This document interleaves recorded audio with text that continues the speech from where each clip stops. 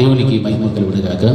కూడి వచ్చిన మీ అందరికీ ప్రభువైన యేసుక్రీస్తు నామమున నా ప్రత్యేకమైన ధన్యవాదాలు తెలియజేస్తుంటున్నాను.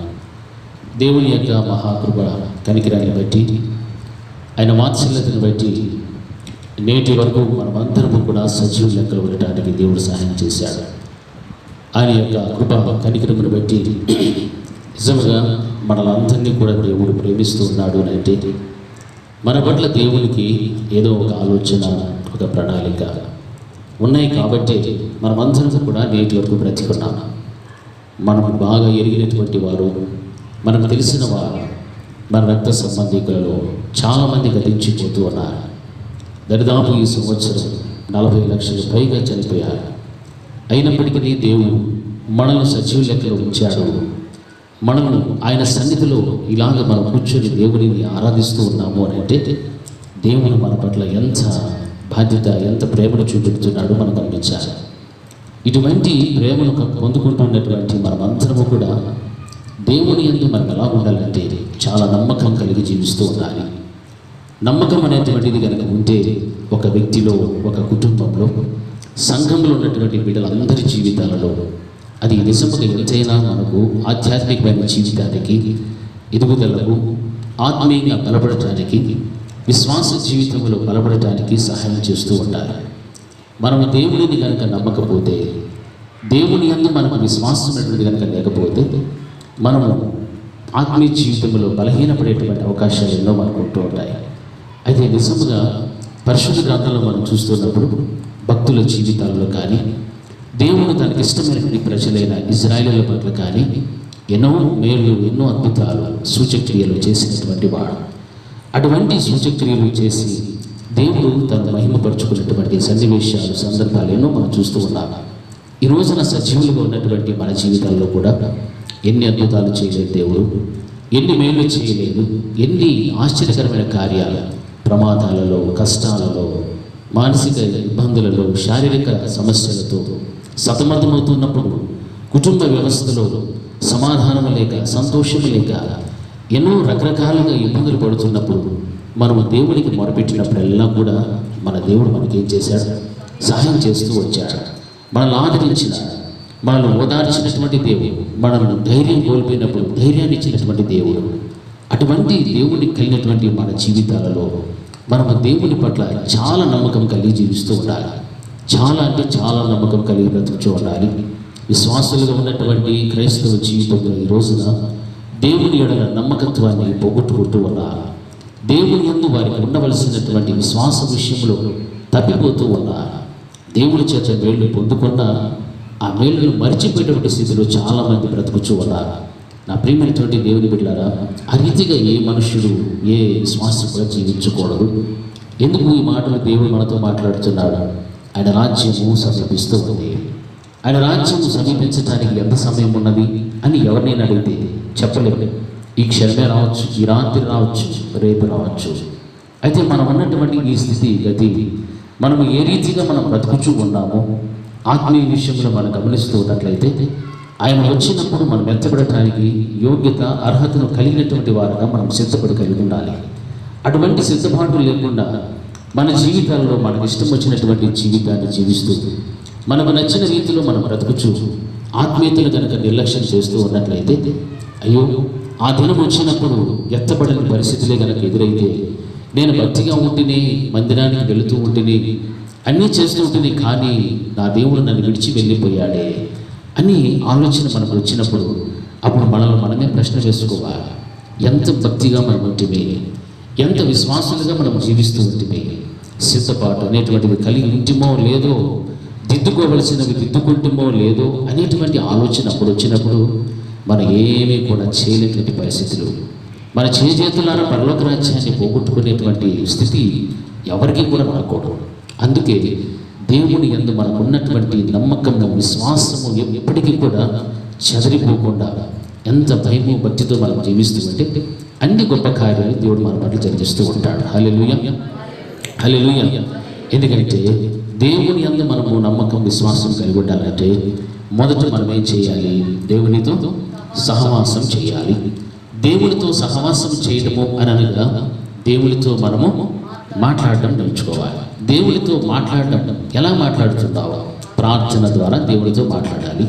నీవు మాట్లాడిన తర్వాత ఆయనను స్తుతించి ఘనపరిచి మహిమపరిచిన తర్వాత ఆయన నువ్వు ఎందుకు స్తుతిస్తూ ఉన్నావు, ఎందుకు నన్ను ఘనపరుస్తూ ఉన్నావు అని దేవుడు చూస్తాడు. నీ స్థితుల మీద ఆయన ఆశీర్వదిస్తాడు. స్తుతి నీ గతిని మార్చివేస్తాడని బైబిల్ బోధిస్తాడు. మనము ఎంతగా దేవుణ్ణి స్తుతించగలుగుతామో, ఎంతగా దేవుణ్ణి ఆరాధించగలుగుతామో, మహిమపరచగలుగుతామో, నీవున్నటువంటి స్థితిని అంతటిని చూచేది దేవుడు. నీవు కార్చేటువంటి కన్నిటిని ఆయన తుడిచివేసేటువంటి వాడుగా ఉంటాడు. అధైర్యముతో నీవు ఉంటే ధైర్యపరుస్తాడు. అసమాధానంతో ఉంటే నీకు సమాధానాన్ని ఇవ్వగలుగుతాడు. అంత గొప్ప శక్తిమంతుడు మన దేవుడు. ఇవన్నీ కూడా మన జీవితంలో నెరవేర్చబడాలి, జరగాలి అని అంటే మనము దేవుణ్ణి ఏం చేసేవారు ఉండాలంటే స్తుతించేటువంటి బిడ్డలుగా మనం ఉండాలి. ఎప్పుడు కూడా మనం ఆయన స్తుతిస్తూనే ఉండాలి. నీ అవసరతలు చెప్పుకోక మునుపు, నీకున్న కష్టాలు, సమస్యలు, శోధనలు చెప్పుకోక మునుపు నీ దేవుని నీవు స్తుతించడం ప్రారంభించు. నీ దేవుని స్తుతించడం తెలియకపోయినా ఆయనకు స్తోత్రాలు చెబుతూ ఉండొచ్చా, స్తోత్రం చెప్తూ ఉంటే తెలియకుండానే నీ జీవితంలో ఎన్నో గొప్ప కార్యాలు జరుగుతాయి, ఎన్నో అద్భుతాలు జరుగుతాయి. నా వ్యక్తిగత జీవితంలో కూడా నేను బండిలో వెళ్ళినా, ఏ ప్రయాణంలో ఉండినా, కారులో వెళ్తున్నా, ఎక్కడ వెళ్తున్నప్పటికీ కూడా నేను ఎప్పుడు కూడా మనసులో దేవుణ్ణి స్తుతిస్తూనే ఉంటాను. నా ముందు అపాయకరమైనటువంటి సమయము లేకపోతే సందర్భం వస్తూ ఉంది అన్నప్పుడే నేను ఇంకా ఎక్కువగా దేవుణ్ణి స్తుతిస్తూ ఉంటాను. వెంటనే దేవుడు త్రుటిలో తప్పించినటువంటి సన్నివేశాలు ఎన్నో ఉన్నాయి. నేనైతే ఎవరికి చెప్పను, కానీ నా జీవితంలో కూడా దేవుడు ఎన్నో పర్యాయాలు నా ప్రాణాన్ని కాపాడినటువంటి వాడు. ఎందుకంటే ఆయన ప్రజలు, మనం ఆయన బిడ్డలుగా జీవిస్తున్నాం. ఆయనను కనుక మనం స్తుతిస్తూ ఉంటే ఆ స్తుతి ఆశీర్వైనటువంటి ఆ దేవుడు నిన్ను చూచి నువ్వు ఏ స్థితిలో ఉన్నావో ఆ స్థితిలో నుంచి దేవుడు నిన్ను పైకి లేవనెత్తగలవాడు. ఆ స్థితిలో నుంచి నిన్ను తప్పించేటువంటి వాడు. నీవు ఒకవేళ దుఃఖంలో ఉంటే దుఃఖంలో నుండి నిన్ను సంతోషంగా నడిపించగలుగుతా. అంత మహోన్నతమైనటువంటి దేవుణ్ణి కలిగినటువంటి మనము ఆయనతో సహవాసము చేసేటువంటి విషయంలో ఎప్పటికీ కూడా తప్పిపోయేటువంటి వారుగా ఉండకపోవడం. దేవుని వాక్యం ఆ రీతిగా మనం హెచ్చరిస్తూ ఉండాలి. నిజంగా పరిశుద్ధ గ్రంథంలో మనం చూస్తూ ఉన్నప్పుడు ఆ యొక్క నిర్గమకాండంలో మనం చూస్తే దేవునికి ఇష్టమైనటువంటి ప్రజలు, దేవునికి జ్యేష్ఠ కుమారుని పిలువబడేటువంటి వారు ఎవరు అనగా ఇజ్రాయేలీల ప్రజలు.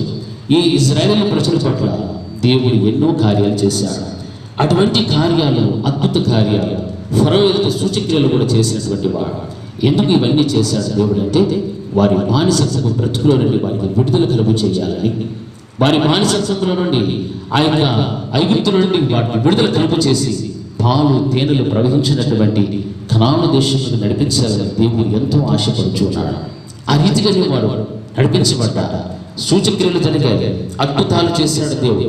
ఇవన్నీ జరిగిన తర్వాత వారు ప్రయాణమై వస్తూ ఉన్నప్పుడు నిర్గమకాండం 17వ అధ్యాయం మొట్టమొదటి ప్రారంభ వచనములో ఒక మాట కనిపిస్తూ చదువుదాం వాక్యాన్ని.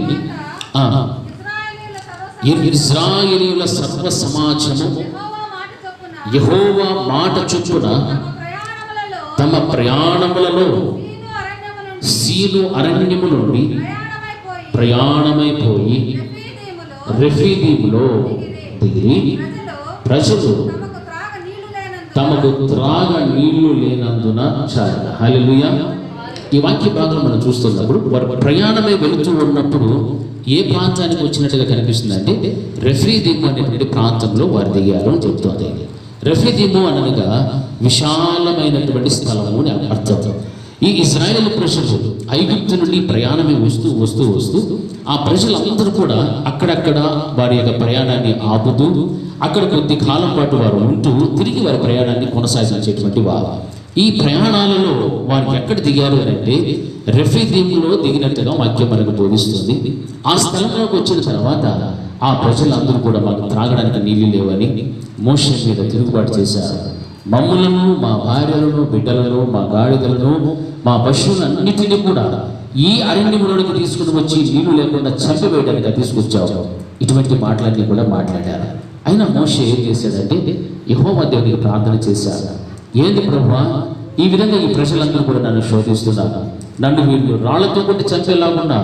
అయినప్పుడు ఇశ్రాయేలు ప్రజలు కొంతమంది పెద్దలను తీసుకొని ముందుగా వెళ్ళు, అక్కడ బండ కనిపిస్తారు, ఆ బండ మీద నీవు కొట్టు, ఆ బండ మీద నేను ఉన్నాను, అందులో వారికి కావాల్సిన నీళ్ళన్నింటినీ కూడా నేను ఇస్తానని చెప్పాను. వారి దాహాన్ని తీర్చివేశాడు దేవుడు. వారు సీను ప్రయాణం వెళ్ళినంతవరకు కూడా ఆ యొక్క ప్రవాహము వారితో పాటు వచ్చినట్లుగా వాక్యం బోధిస్తారు. ఎన్ని అద్భుతమైనటువంటి కార్యాలు. ఆ ప్రాంతంలోకి వెళ్ళిన తర్వాత ఇశ్రాయేలు ప్రజలకు ఎదురైనటువంటిది ఏంటో తెలుసా? యుద్ధం ఎదురయ్యాలి. ఎవరితో యుద్ధం ప్రారంభమయ్యారు అక్కడ అంటే అమాలేకీయులతో యుద్ధం ప్రారంభమయ్యాలి. ఈ అమాలేకీయులు అనేటువంటి వారు ఈ ఇశ్రాయేలు ప్రజలపై దండయాత్ర చేసినప్పుడు, వారు యుద్ధము చేసినప్పుడు మోషే అక్కడ ఉన్నాడు. ఆ ప్రజలందరినీ కూడా నడిపిస్తూ ఉన్నాడు. నడిపిస్తున్నటువంటి మోషే చేసిన కార్యము నిజముగా చాలా గొప్ప కార్యము. మన జీవితంలో కూడా ఈ మోషే చేసినటువంటి కార్యము మనము కనుక చేస్తే మన జీవితంలో ఉన్నటువంటి సాధించలేని సమస్యలైనా, శోధనలైనా, ఎటువంటి ఇబ్బందులైనా కూడా ఎదుర్కోవడానికి దేవుడు మనకు శక్తిని ఇవ్వగలుగుతాడు. అటువంటి కార్యాన్ని మోషే గారు చేసినట్టుగా మనకు వాక్యభాగం కనిపిస్తుంది.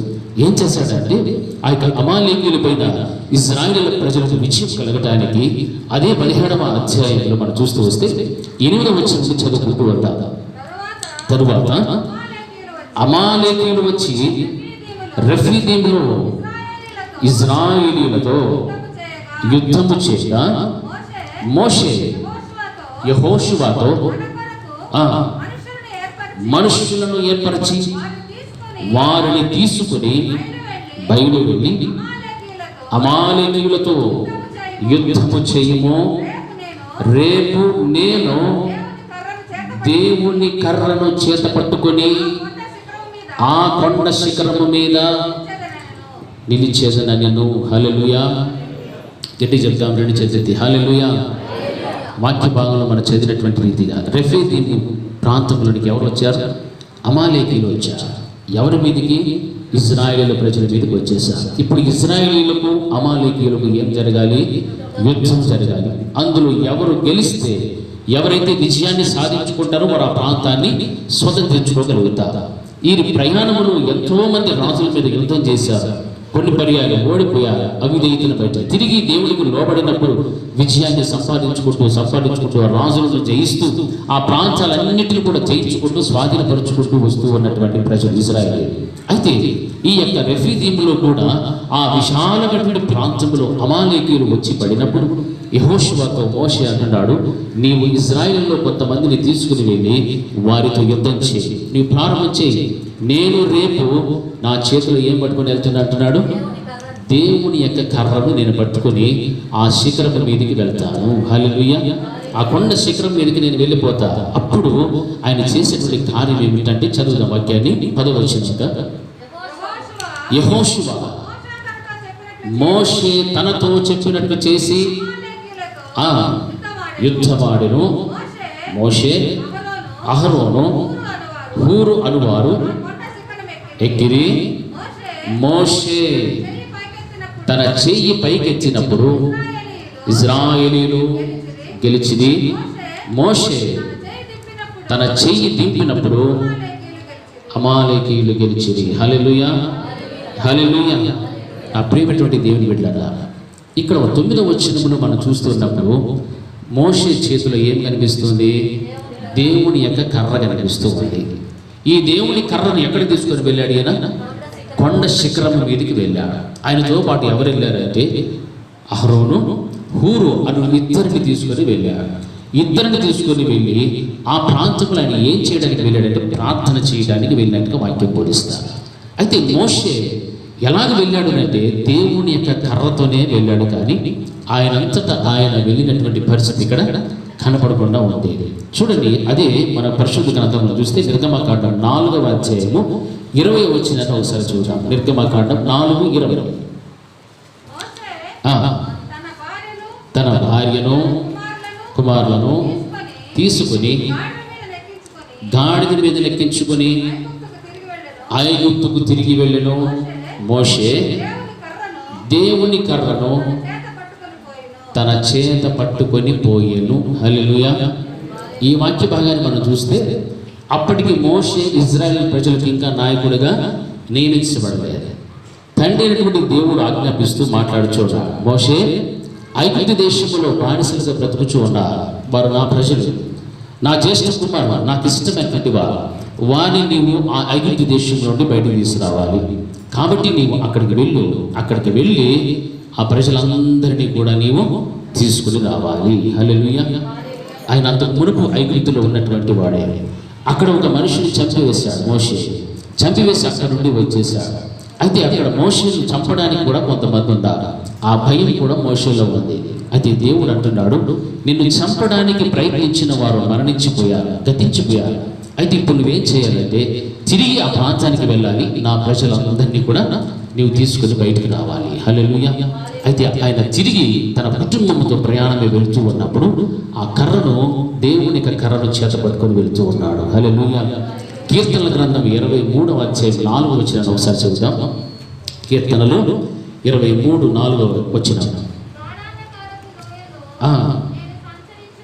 నేను సంచరించినను ఏ అపాయములకు భయపడను, నీవు నాకు తోడై ఉండువు, నీ దుద్దు కర్రయు నీ దండమును నన్ను ఆదరించును. హల్లెలూయా. హల్లెలూయా. ఇక్కడ దేవుని యొక్క వాక్యములు మనకు కనిపిస్తున్న రీతిగా ఏముంది? ఇక్కడ దావీదు గారు ఏం రాస్తున్నాడు? నీవు నాకు తోడై ఉంటావు. ఆయన చేతులు ఆయన కూడా ఏం మాట్లాడారు? నీ దుడ్డు కర్రయు నీ దండమును నన్ను ఆదరించును. హల్లెలూయా.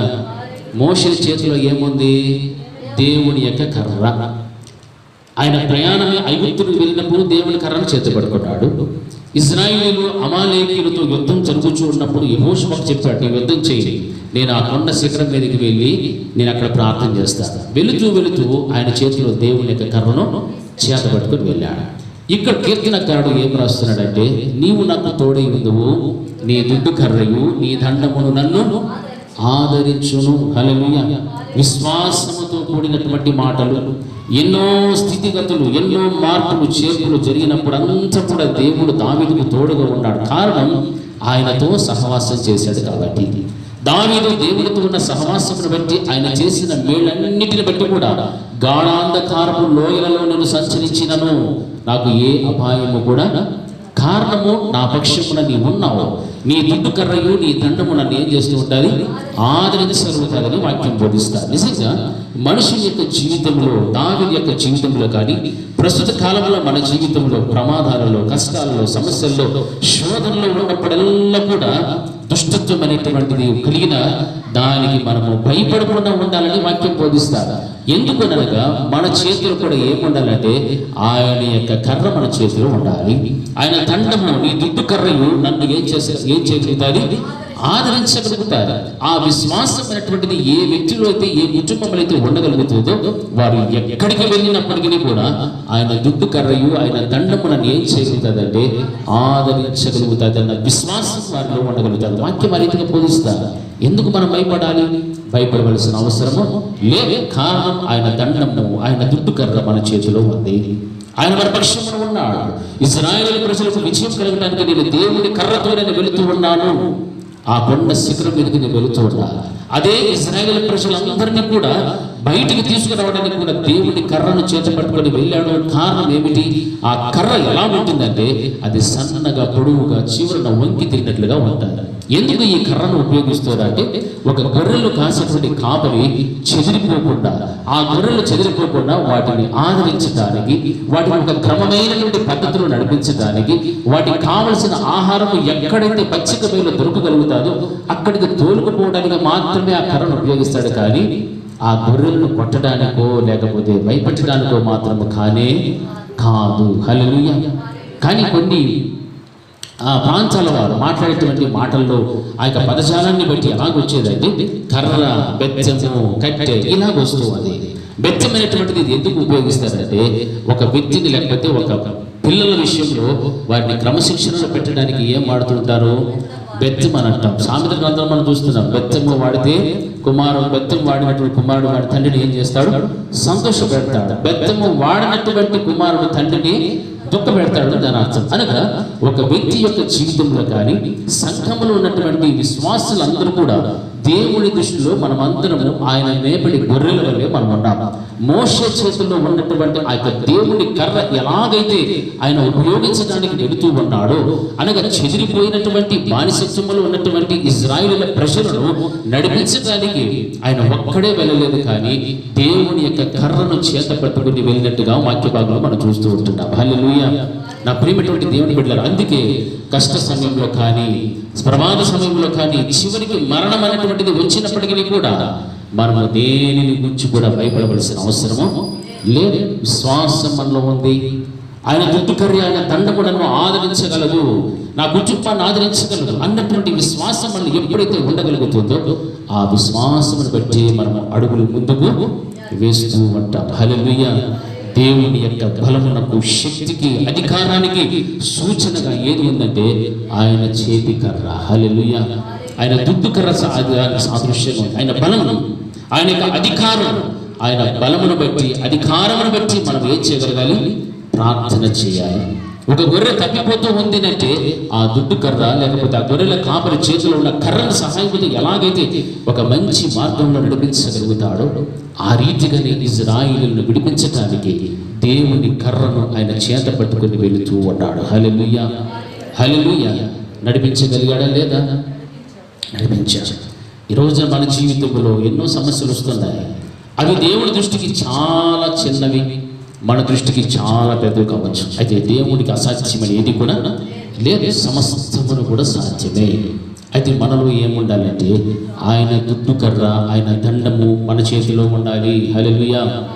సంఘ కాపరి ద్వారా నడిపించబడేటప్పుడు విశ్వాసులుగా, గొర్రెలుగా ఉన్నటువంటి మనమందరము కూడా ఆయన మాటకు లోబడి క్రమమైనటువంటి మార్గంలో నడుస్తూ ఉన్నప్పుడు ప్రమాదాలకు గురికాం, శోధనలోనికి పడిపోం, పాపంలోనికి వెళ్ళం. ఇటువంటి కార్యాలన్నీ కూడా జరగాలి అంటే మన చేతిలో ఏముండాలి? దేవుని యొక్క కర్రకు లోబడేటువంటి గుణం మనలో ఉండాలి. హల్లెలూయా. ఆ కర్రే గనక మోషే చేతిలో లేకపోతే దేవుని యొక్క కార్యాన్ని చూచి ఉండేటువంటి వాడు కాదు. తిరిగి మోషే అన్నాడు, నేను ఫరో హృదయాన్ని ఏం చేస్తాను? కఠినపరుస్తాను. కఠినపరిచినప్పటికీ కూడా నేను అక్కడ ఏం చేస్తాను? సూచక్రియలు చేస్తాను. చూడు ఎన్ని రకరకాలైనటువంటి దేవుని ఆలోచన. అక్కడ సూచక్రియలు జరిగిస్తున్నాడు, ఫరో హృదయాన్ని కూడా కఠినపరుస్తున్నాడు. నేను వెళుతూ ఉన్నాను కొండ మీదకి, అక్కడ నేను దేవుని కర్రతో వెళుతూ ఉన్నాను. హల్లెలూయా. మన జీవితంలో వచ్చినటువంటి సమస్యలన్నిటినీ కూడా జయించగలగాలి అంటే మనలో ఏముండాలంటే ప్రార్థన ఉండాలి. ప్రార్థన అటువంటిది ఉండాలి. దేవుని యొక్క అధికారంతో పాటు, దేవుని యొక్క శక్తి బలముతో పాటు ఆయనతో సహవాసం చేసేటువంటి గుణం మనలో ఉండాలి. ఆయనతో మాట్లాడేటువంటి అనుభవం ఉండాలి. ఏం మాట్లాడాలి? నువ్వు నీ వ్యక్తిగత సమస్యలన్నిటినీ కూడా నీ దేవుడికి నువ్వేం చేయాలి? చెప్పుకోవాలి. నీ దేవుడికి చెప్పు. ఇతరుల కోసం నువ్వు మాట్లాడు దేవునితో. నీ కుటుంబం కోసం నువ్వు మాట్లాడు. నీ భర్త కోసం, భార్య కోసం, బిడ్డల కోసం, నీ తల్లిదండ్రుల కోసం, ప్రతి ఒక్కరి కోసం కూడా నీవు దేవుడితో మాట్లాడు. మొరపెట్టు. నీవు మొరపెట్టితే దేవుడు తప్పనిసరిగా మన మొరను ఆలకించేటువంటి వాడుగా ఉంటాడు. నా ప్రియమైనటువంటి వారులారా, విశ్వాసులుగా జీవించేటువంటి చాలామంది క్రైస్తవుల జీవితంలో నామకార్థపు క్రైస్తవులుగా జీవిస్తే ఏమీ ఉపయోగం లేదు. ఆధ్యాత్మిక జీవితంలో ఏమాత్రం ఎదుగుదలటువంటిది కనిపించదు. ఆర్థికంగా మనం ఒక మంచి స్థితిలో ఉండవచ్చును, అయితే ఆత్మీయ విషయంలోకి వస్తే ప్రార్థన చేయటం రాదు, బైబిల్ చదివే అనుభవం ఉండదు, వాక్యమును ధ్యానించే విషయం ఉండదు, వాక్యములకు లోబడరు, వాక్యమును వినరు, అందరానికి కూడా దేవుని యొక్క సన్నిధికి సరిగా. అటువంటి వారందరూ కూడా ఎలాంటి వారు? నామమాత్రపు క్రైస్తవులు మాత్రమే. అయితే మోషే అమాలేకీయులపై విజయం సాధించాలి. శత్రువులు, ఈ రోజున మనకు శత్రువు ఎవరు? అపవాది అయినటువంటి సాతానుడు. హల్లెలూయా. హల్లెలూయా. అపవాదిని, సాతానుడు మనము జయించగలగాలి. వాడిపైన మనకు విజయం రావాలి. వాడు కుటుంబంలో పెడుతున్న ప్రతి అలచడి, ప్రతి యొక్క అసమాధానం, ప్రతి యొక్క మనకు అనుకూలత లేనటువంటి కార్యములన్నిటిపైన కూడా మనకు విజయం సాధించాలి అని అంటే నీవు దేవునితో సహవాసం చేయడం నేర్చుకోవాలి. దేవునికి ప్రార్థన చేయాలి, మొరపెట్టు, గోసాడు. నీకు తెలియకుండానే నీ జీవితంలో దేవుడు కార్యాలు చేయడం ప్రారంభిస్తాడు. హల్లెలూయా. ఆ తర్వాత వచ్చిన చదువుకుందాం. అక్కడ ఏం రాయబడింది? తన చేయి పైకెత్తినప్పుడు, దించినప్పుడు గెలిచిరి. హల్లెలూయా. మోషే ఏం చేస్తున్నాడు? తన చేతులెత్తి ప్రార్థన చేస్తున్నాడు. చేతులు పైకెత్తి ప్రార్థన చేస్తున్నప్పుడు అమాలేకీయుల పైన ఇశ్రాయేలుకి ఏమొస్తుంది? విజయం కలుగుతుంది. ఆయన చేతులు దించినప్పుడు ఇశ్రాయేలు ఏమైపోతున్నారు? ఓడిపోతూ ఉన్నారు. హల్లెలూయా, హల్లెలూయా. సాతానుని చేత ఓడిపోతూ గెలుస్తూ ఉండడం అంటే ప్రార్థనా జీవితంలో నిలకడలేనటువంటి వారుగా ఉన్నారు అని అర్థం. హల్లెలూయా. ప్రార్థనా జీవితంలో స్థిరమైనటువంటి వారుగా లేదు. కాబట్టి ఒకసారి విజయము, మరొకసారి అపజయం, విజయం అపజయం. అయితే ఇశ్రాయేలుకి ఏం కావాలి? విజయమే కావాలి. అందుకే మోషే కొండ శిఖరం మీదకి వెళ్ళాడు. ఎత్తైనటువంటి ప్రాంతానికి వెళ్ళి అక్కడ ప్రార్థన చేస్తూ ఉన్నాడు. ఎంత ఆత్మీయత, ఎంత భక్తి, ఎంత విశ్వాసంతో దేవుని యొక్క కర్రను చేతపట్టుకుని ఆయన అక్కడికి వెళ్ళగలిగాడు. ఎందుకు? విశ్వాసముతో వెళ్ళాడు. యెహోవా దేవుడు మా పక్షమున కార్యము చేయగలుగుతాడు. ఆయన సమర్థవంతుడు. దేవునికి అసాధ్యమైనది ఏది కూడా లేదు.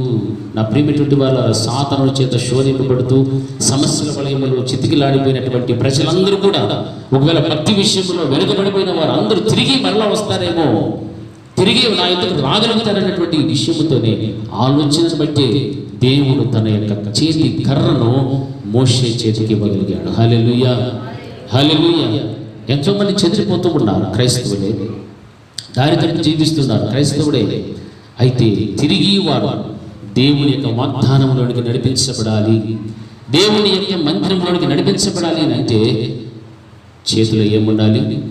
దుడ్డు కర్ర ఉండాలి. నీ దుడ్డు కర్రయు నీ దండమును నన్ను ఆదరిస్తారు. ఆదరణ లేకుండా లోకంలో నడుస్తున్నవారు, నశించిపోయిన వారు ఎంతో మంది ఉన్నారు. అయితే దేవుని దుడ్డు కర్ర, ఆయన దండమునకు ఎవరైతే లోపడగలుగుతారో, ఆయన పిలుపుని ఎవరైతే అంగీకరించగలుగుతారో, ఆ మాటలకు ఎవరైతే విధేయత చూపెట్టగలుగుతారో, ఈ గొర్రెల మందలో చేర్చబడితే తిరిగి పోగొట్టుకున్నటువంటి దేవుని యొక్క సన్నిధి ప్రత్యక్షతను వారు మరలా అనుభవించి చక్కని పచ్చిక బయలు భుజించడానికి దేవుడు సహాయం చేయగలుగుతాడు. హల్లెలూయా. నా ప్రియమైనటువంటి దేవుని బిడ్డలారా, చాలా మంది అనుకుంటూ ఉంటారు నాకంతా తెలుసు అని అనుకుంటూ ఉంటారు. కానీ వారికి ఏమీ తెలియదు. అంతా తెలుసు అనుకుంటారు, ఏమీ తెలియదు. వారికి భక్తిగా ఎలా ఉండాలో తెలియదు, భయం ఎలా ఉండాలో తెలియదు. మనుషులు ఎదుట ఒకలాగా, దేవుని ఎదుట మరొకలాగా అలా జీవిస్తూ ఉంటే అటువంటి వారు కూడా దేవుని మాటలకు లోబడని నొల్లన్నట్టు ప్రజలుగానే ఉంటారు తప్ప దేవునికి ఇష్టమైన ప్రజలుగా మాత్రము ఉండలేదు. అయితే మోషే చేసిన కార్యం చూస్తే ఆయన చేతులెత్తి ప్రార్థన చేసినప్పుడు ఇశ్రాయేలుకు అమాలేకీయుల మీద విజయం కలుగుతూ ఉన్నది. హల్లెలూయా, హల్లెలూయా. చూడండి, అదే తర్వాత వచ్చిన చదువుకుందాం. బరువెక్కగా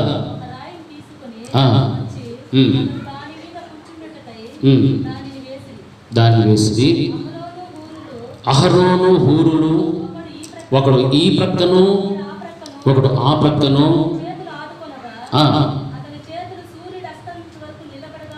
నిలకడగా ఉండెను. అట్లు యెహోషువ కత్తి వాడి చేత అమాలేకు రాజును అతని జనులను గెలిచెను. హల్లెలూయా, హల్లెలూయా. మోషేకి ఎవరు సహాయం చేస్తున్నారు? అహరోను, హూరు ఇద్దరు కూడా రెండు చేతులు ఎత్తి పట్టుకున్నారు. అతడు నిలబడటానికి కూడా శక్తి లేదు. అటువంటి సమయంలో ఒక రాతిని వేసి ఆ రాతి మీద కూర్చోబెట్టి మోషే రెండు చేతులు పైకెత్తి చూస్తున్నప్పుడు ఆయన ప్రార్థన చేస్తున్నాడు యెహోవా దేవునికి, ఇశ్రాయేలుకి ఏం రావాలని? విజయం రావాలి. హల్లెలూయా, హల్లెలూయా. ఇశ్రాయేలు ప్రజలకు విజయం రావాలి, అమాలేకీయులు ఓడిపోవాలి. అయితే ఆయన శక్తి చాలలేదు. శక్తి చాలినప్పుడు ఈ ఇద్దరు వ్యక్తులు కూడా ఏం చేశారు? అక్కడ సహాయం చేస్తూ ఉన్నారు. హల్లెలూయా. చూడండి, యెషయా గ్రంథంలో ఒక మాట కనిపిస్తుంది. 35వ అధ్యాయం ఒకసారి చదువుతాము. యెషయా గ్రంథము 35వ అధ్యాయము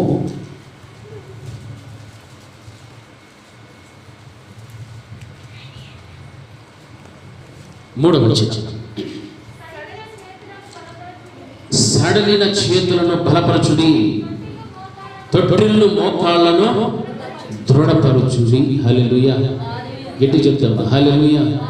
ఈ వాక్యం యెషయా గ్రంథంలో మనం చూస్తే సియోను ప్రాంతానికి తిరిగి వస్తారు అనేటువంటి వాగ్దానం ఇశ్రాయేలు పట్ల దేవుడు ఆలోచన చేసి రాసినటువంటి మాటలు.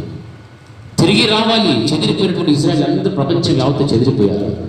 ఈ ప్రజలందరూ కూడా తిరిగి సియోనుకు తిరిగి రావాలి. ఆ ఉద్దేశంతో ఆ వాగ్దానం నెరవేర్చబడటానికి ఆయన అంటున్న మాట, సడలిన చేతులను బలపరచుడి, తొట్టిల్లు మోకాళ్లను దృఢపరచుడి. మోషే చేసిన కార్యం ఏమిటంటే, ఆయన చేతులు ఎత్తడానికి శక్తి లేదు, ఇద్దరు వ్యక్తులు సహాయం చేస్తూ ఉన్నారు, అహరోను హూరు.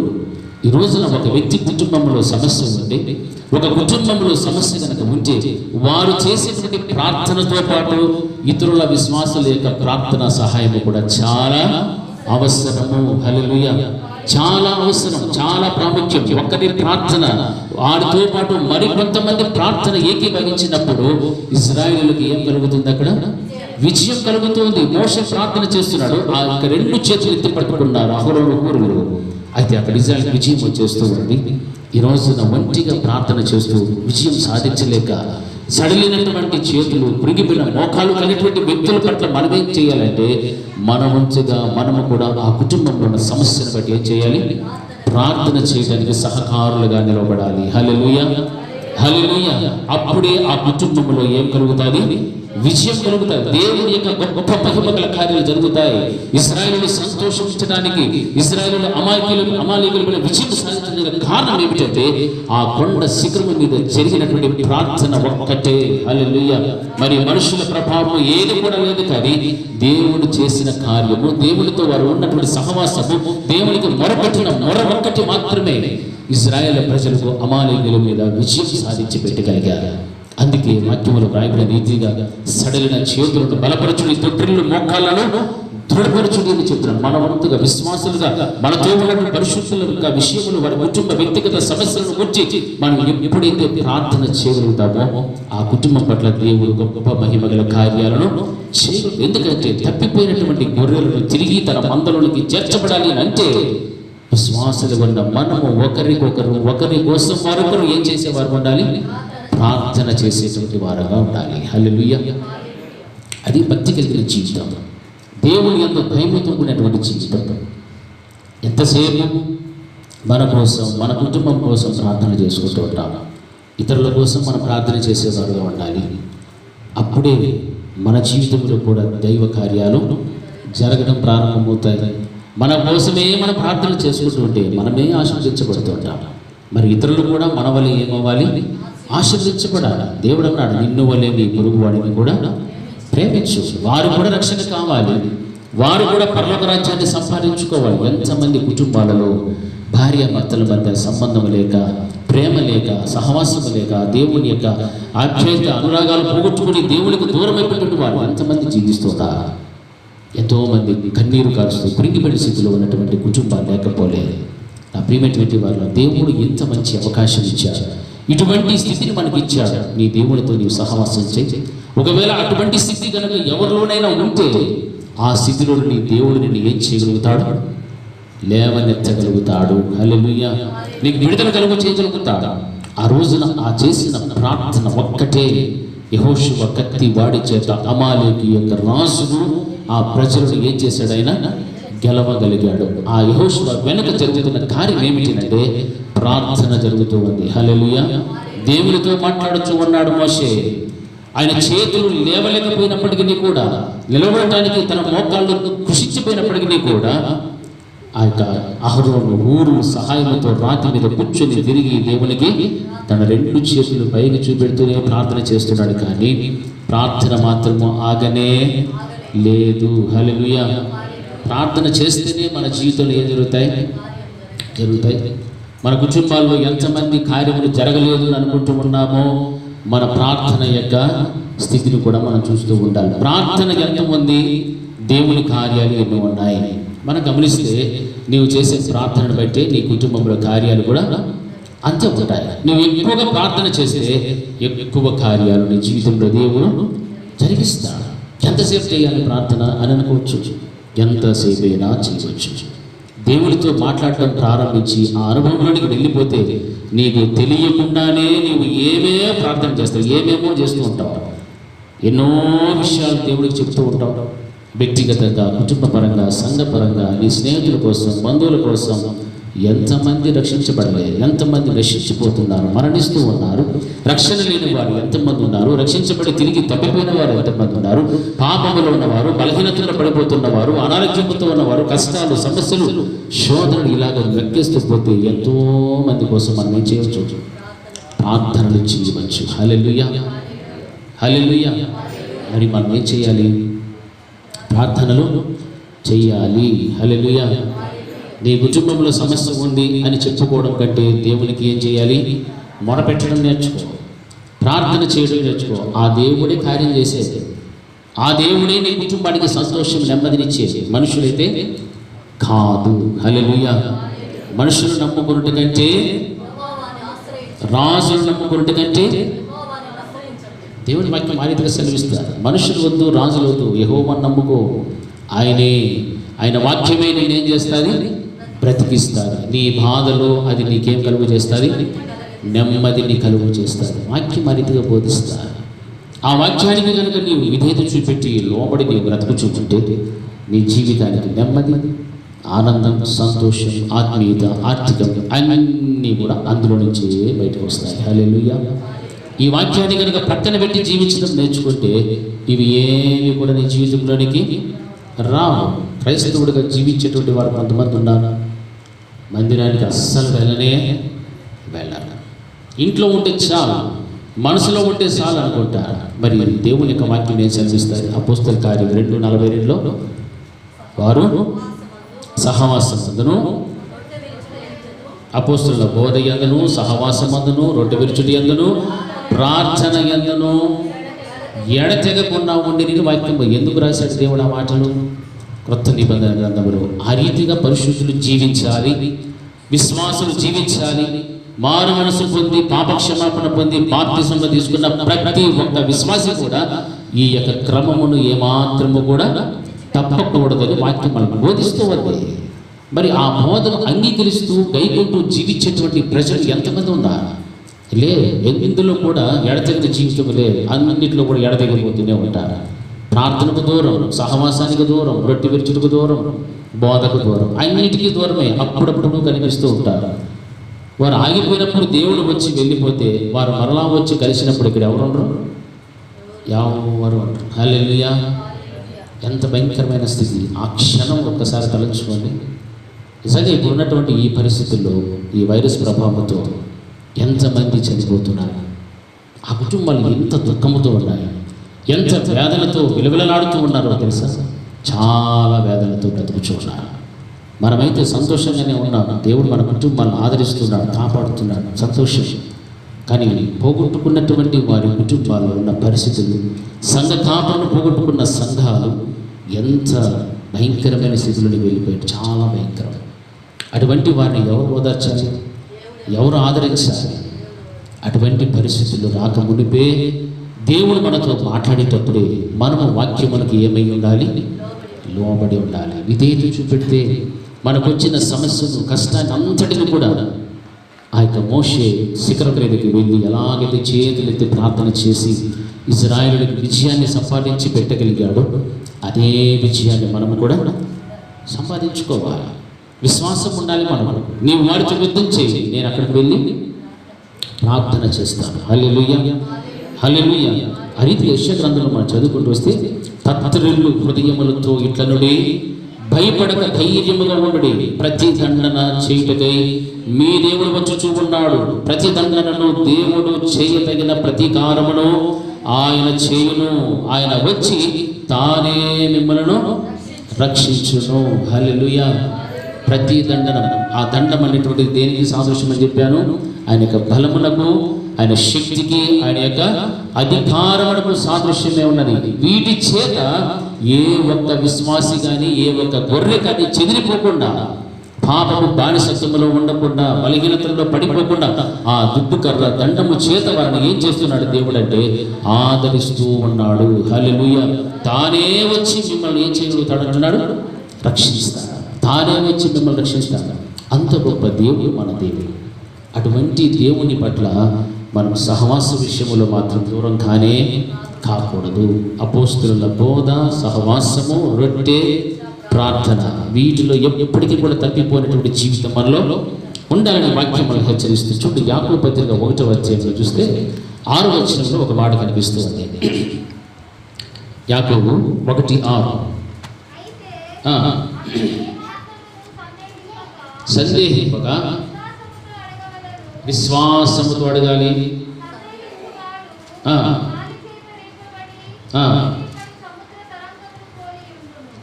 చూడండి, మనం దేవుని ఏమడిగినా కానీ ఎలా అడగాలమా? విశ్వాసముతో అడగాలి. ఏ మాత్రము సందేహం మనలో ఉండకూడదు. హల్లెలూయా. విశ్వాసముతో మనం అడిగేటువంటి బిడ్డలుగా మనం ఉండాలి. ఏ మాత్రము సందేహింపక విశ్వాసముతో అడగాలి. సందేహించువాడు గాలి చేత రేపబడి ఎగిరిపడు సముద్ర తరంగమును పోలి ఉంటాడు. ఇప్పుడు మన ప్రార్థనలు ఏముండాలి? విశ్వాసం ఉండాలి. సందేహం ఉంటే గాలి చేత ఎగిరిపడేటువంటి సముద్ర తరంగము వల్లే ఉంటుంది. హల్లెలూయా. గాలి చేత ఎగిరిపడేటువంటి సముద్ర తరంగం అది ఎటు వెళ్ళిపోతుంది? పోతుంది, కలిసిపోతుంది మళ్ళా. అందుకే మన జీవితంలో సందేహం అనేటువంటిది ఉండకూడదని వాక్యం మనం హెచ్చరిస్తుంది. కొలస్సీయులకు రాసిన పత్రికలో చూస్తే చివరిగా 4వ అధ్యాయం 2వ వచనంలో, కొలస్సీయులకు రాసిన పత్రిక 4వ అధ్యాయం 2వ వచనం, ప్రార్థన యందు నిలకడగా ఉండి కృతజ్ఞత గలవారై దాని యందు మెలకువగా ఉండుడి. హల్లెలూయా. గట్టి చెప్తాం ఒకసారి, హల్లెలూయా. దేని యందు మెలకువగా ఉండాలి? ప్రార్థన యందు నిలకడగా ఉంటూ కృతజ్ఞత గలవారై దాని యందు మనం ఏమై ఉండాలి? మెలకువ కలిగి ఉండాలి. హల్లెలూయా. అంటే ఒక విశ్వాస జీవితంలో ప్రార్థన కనుక లేకపోతే చచ్చిన సమాధి, లేకపోతే చచ్చిన శవంతో సమానం. చచ్చిపోయినటువంటి శవానికి ఏముండదు? ప్రాణం ఉండదు. ప్రాణం ఉండాలంటే ఏముండాలి? ఊపిరి కావాలి. హల్లెలూయా. ఊపిరి లేకపోతే ఉంటాడా మనిషి? చచ్చిపోతాడు. అందుకే ప్రార్థన అనేటువంటిది ఒక భక్తి కలిగిన జీవితంలో ఆత్మీయంగా ఎదగాలి అంటే ఆ వ్యక్తి ప్రార్థనా పరురాలే ఉంటేనే ఆత్మీయతలో ఏమవుతూ ఉంటాడు? సజీవముగా ఉండగలుగుతాడు. ప్రార్థన లేకుండా మనము ఎన్ని చేసినా దానివల్ల ప్రయోజనము శూన్యమే. హల్లెలూయా. అందుకే ప్రార్థన యందు నిలకడగా ఉండి కృతజ్ఞత గలవారై దాని యందు మీరేమై ఉండాలి? మెలకువగా ఉండండి. మెలకువగా ఉండాలి. దేని ఏంటంటే ఆత్మీయ జీవితంలో నిలకడగా ఉండాలి. స్థిరమైన జీవితం ఉండాలి. ఓపికతో కొనసాగేటువంటి ఆత్మీయత భక్తి విషయంలో ఏమాత్రము కానీ కుడి ఎడమలకు తొట్టిల్లిపోకుండా భక్తి విషయంలో మనం మెలకువగా ఉండాలి అని వాక్యం బోధిస్తుంది. ప్రార్థనలు ఎప్పుడైతే నిలకడ ఉంటామో ఆత్మీయ విషయంలో స్థిరముగా ఉంటాము. హల్లెలూయా. ప్రార్థనలో నిలకడ లేకుండా ఈరోజు 10 నిమిషాలు, రేపు 5 నిమిషాలు, మన్నాడు 1 నిమిషము, అవతల మన్నాడు 0 అంటే మన భక్తి విషయంలో ఏమైపోయినట్లు? అస్థిరులుగా మారిపోయాము. స్థిరత్వం లేదు. అటువంటిప్పుడు దేవుని ఈ దృష్టిలో మనం ఏమైపోయినటువంటి వారము? భక్తిహీనతలోనికి వెళ్ళిపోయిన ప్రజలుగా, విశ్వాసులుగా కనిపిస్తూ ఉంటాము. అప్పుడు దేవుని యందు మనకి ఏం కోల్పోతామో ఉన్న విశ్వాసం కాస్త పూర్తిగా పాడైపోతుంది. హల్లెలూయా. హల్లెలూయా. అందుకే ప్రార్థన విషయంలో మనం ఎలా ఉండాలంటే తీవ్రత కలిగి ఉండాలి. తీవ్రమైన పట్టుదల కలిగి ఉండాలి. నీవు అడిగేటువంటి ప్రతి దానిని కూడా విశ్వాసముతో అడగాలి. దాన్ని సంపాదించుకునేంత వరకు కూడా విడిచిపెట్టకూడదు. దేవునికి మొరపెట్టు ప్రార్థన చేయి. దేవుడు ఎందుకు వినడు?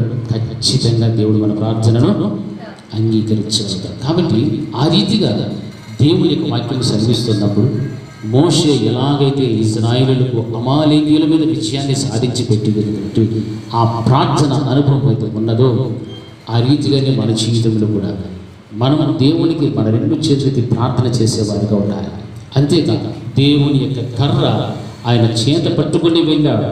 ఆ చెదిరిపోయిన ఇశ్రాయేలులందరినీ కూడా తిరిగి వాగ్దాన దేశంలోనికి నడిపించడానికి ఈ రోజున చెదిరిపోయినటువంటి క్రైస్తవ జీవితంలో ఎంతోమంది అనుభవిస్తున్నారు. వీరందరినీ తిరిగి రప్పించాలి అంటే దేవుని యొక్క కర్ర అనేటువంటిది చాలా అవసరము. ఈ కర్ర ఏం చేస్తుందంటే ప్రతి వారిని కూడా మార్గంలోనికి నడిపిస్తుంది. సన్మార్గంలో నడిపిస్తారు. నేనే మార్గమును సత్యమును జీవమును సెలవిచ్చిన ఆ దేవుని మార్గంలో నడిపిస్తున్నటువంటి ఆ దుడ్డు కర్ర దేవుని యొక్క అధికారానికి, బలమునకు, శక్తికి సాదృశ్యమైంది. కాబట్టి ఆయన అధికారముతోనైనా, శక్తి చేతనైనా, బలము చేతనైనా సరే చెదిరిపోయిన ప్రతి ఒక్కరికి కూడా ఆయన ఏం చేయగలుగుతాడు? ఆదరించగలుగుతాడు. హల్లెలూయా, హల్లెలూయా. ఆ కృప దేవుడు మన అందరి కుటుంబాలకు అనుగ్రహించాక ప్రార్థన చేసుకున్నాను. బహున్నతుడా మీకు స్తోత్రాలు. మీరు గొప్ప దేవుని తండ్రి. మీ రెక్కల చాటునే మాకు ఆశ్రయం. మీ రెక్కలతో మమ్మల్ని కప్పేటువంటి వారు, అపవాది అయిన సాతాను నుండి మాకు విడుదల కలుగు చేసేటువంటి వారు.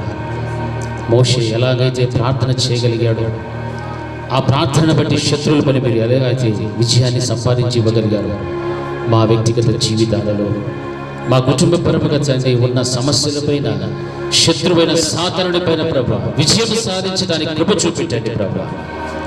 తగిన ప్రార్థన జీవితం మాకు దయచేయండి. మీతో సహవాసం కలిగి ఉండడానికి కృప చూపించండి.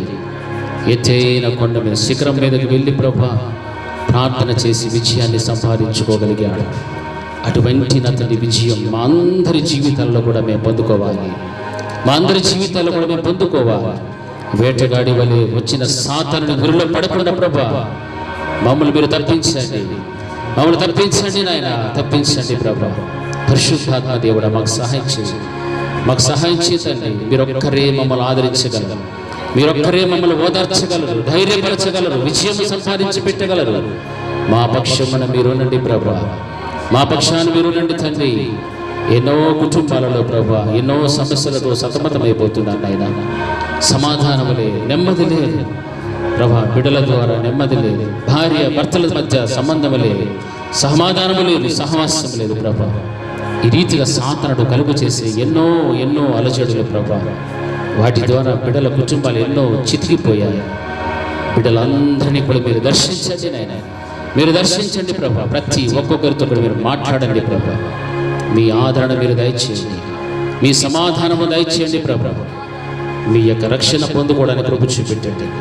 సాతానుని మా పాదముల కింద చితకదొక్కమని ప్రార్థన చేస్తుంటుంది. అటువంటి మీ దైవ కార్యాలు మీరు జరిగించి ప్రతి కుటుంబమును కూడా ప్రభా భక్తి కలిగిన జీవితములు ఎదగటానికి ఆటంకముగా ఉన్న ప్రతి సాతానుని కార్యాలను లయపరిచిన తండ్రి ప్రభా, మిమ్మల్ని చూస్తూ నూతన బలము శక్తి పొందేటువంటి బిడలుగా ప్రతి వారిని కూడా ప్రభా మీరు బలపరిచి మహిమ పొందుకొనమని ఘనత మహిమ ప్రభావాలు చెల్లిస్తూ యేసుక్రీస్తు ప్రశస్త నామమున అడిగి వేడుకుంటున్నాము తండ్రి, ఆమేన్. నా ప్రాణమా యెహోవాను సన్నిధించుచు, నా అంతరంగమునందున్న సమస్తమైన పరిశుద్ధ నామమును సన్నిధించుచు. నా ప్రాణమా యెహోవాను సన్నిధించుము, ఆయన చేసిన ఉపకారములలో దేనిని మరువకము. ఆమేన్. మన తండ్రి అయిన దేవుని ప్రేమ, కుమారుడైన యేసుక్రీస్తు యొక్క కృప, పరిశుద్ధాత్ముడి యొక్క అన్యోన్య సహవాసం ఇప్పుడు ఎల్లప్పుడూ నిత్యం నిరంతరం సదాకాలం ఆయన కృపా సమాధానం మనకు మన కుటుంబములకు తోడే ఉండి నడిపించునుగాక. ఆమేన్, ఆమేన్. అందరికీ వందనాలు.